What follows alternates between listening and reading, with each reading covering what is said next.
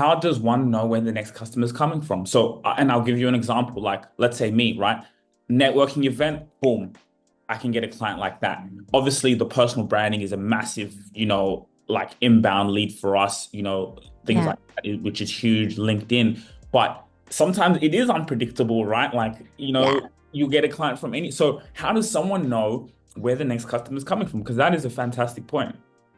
So the way that I always look at this is, so at one stage, the previous husband and I owned real estate businesses, and so fun fact, we used to flip businesses on the side. So it wasn't just my career; we also had all of these things we flipped on the side. And one of the things he said in this real estate business from day one was, "You can't sell a secret. You can't sell a secret. You can't sell a secret." And most people are not doing the activity for inbound leads to come from. Now, you can go, there's two sides to this. You have to have visibility into a market who will pay you for what you do, right? But when you've got that visibility, so for example, your problem promise process, Mhm. right? So you've got to know that, but you've got to be visible in the right market. I remember onboarding with a coach about 18 months ago. And the first thing she said to me was, "You're not visible enough. We can't do any of the strategies we normally use. You have to go and get visible first, then we can do the things." And I had a pretty healthy business for a coaching business at that stage, right? So you have to be in motion.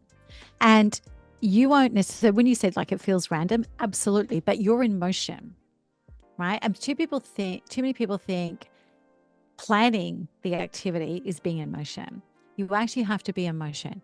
Um, I have a deep faith, and part of it is God will meet you. God will provide whatever you want, but you have to meet him halfway. You have to be already in motion for him to be able to bring to you what it is that he can.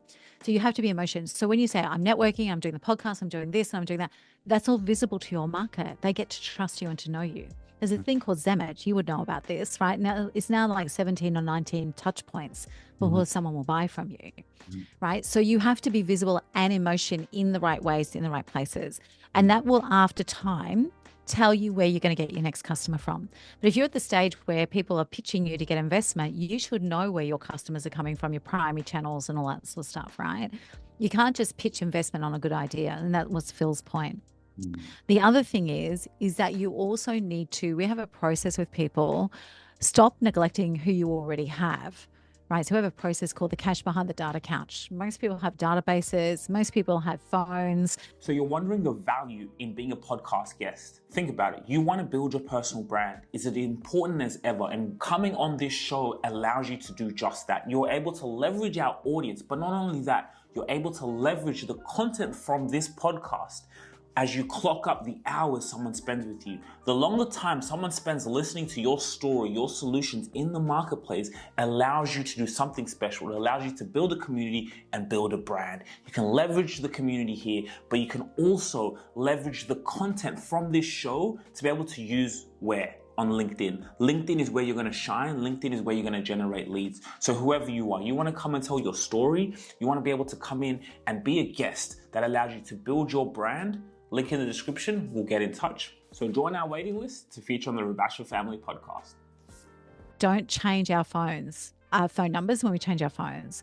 I've got contacts in here from the last 20 years, right? When was the last time you scrolled your phone to remind yourself of who's in your phone rather than just searching a name, Mm-hmm. right? Everybody has cash in their database and cash in their phone. Everybody, right? But we're so busy hunting down the next lead gen activity that we don't do it. So that business that I talked about, we grew from 4.2 million to 22.4 million. One of the things that people don't never ask me about is 80% of that growth was organic. So what I mean by that is 80% of the growth from 4.2 to 22.4 million was inside the clients we already had. Right? So we have strategies around identifying that, but most people are so busy chasing new. And the metaphor here is health insurance. They always give the great benefits to the new signups, and they never look after their existing. So there's the existing and there's also the new, but you've got to be in motion and you've got to be visible. Mm-hmm. I love that so much. It resonates with me on two notes because, like I always say, like your best customers are the clients that you already have. They're already paying Yeah. you. You don't need to Yeah. go and like they already trust you, right? And that's why, like, Yes. I link this back to personal branding and why I say it's so important to have a personal brand for you to do this is because not just the outside, but it's nurturing the people who are already paying you, right? So what do I mean by 100%. that? Your clients, they follow you on social media. So if, like I always say, my clients, when every time they come on the phone, who do they see? They see me. They see me, they see me. Yeah. So even when I'm pitching any new products and services that we have, they're the first to come in. They're the first to pitch new ideas because they always see me. Sometimes they'll see me do something and they say, "Hey, I want that for me too," right? So it's Yeah. true. Like it's also like it allows you to nurture your clients. Your best customers are the ones who are already paying you. So I really love that. Yeah. Your growth was really from the people. So what did you do? Were you guys just finding new ways to upsell new products and No, services? well, that was a little bit different because it was a consulting firm. So we had a range of verticals that were in our services, right? So we literally threw up our top 50 clients Mhm. and we put them down the left-hand side and we did a grid. And across the right-hand side, across the top, we put all the services.